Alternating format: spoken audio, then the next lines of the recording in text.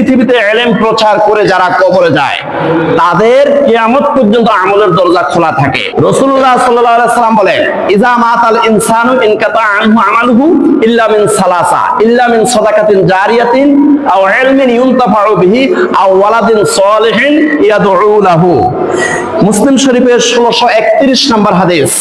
রাসূলুল্লাহ সাল্লাল্লাহু আলাইহি ওয়াসাল্লাম বলেন, মানুষ মারা যাওয়ার সাথে সাথে আমলের দরজা বন্ধ হয়ে যায়, ইল্লা মিন সালাসা, তিনটা খোলা থাকে।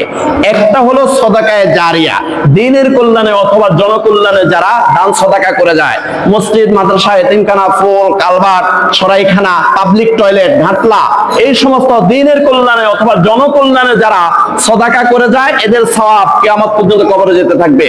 আও ইলমিন ইউনতাফাউ বিহি, অথবা কোরআনের জ্ঞান, হাদিসের জ্ঞান, পরকালের জ্ঞান, আখিরাতের জ্ঞান, আল্লাহকে ভয় করার জ্ঞান, যারা এই সমস্ত উপকারী জ্ঞান যারা দুনিয়াতে প্রচার করে যাবে কিয়ামত পর্যন্ত তাদের আমলনামার মধ্যে সেই সওয়াবটা যেতে থাকবে। সুবহানাল্লাহ, সুবহানাল্লাহ।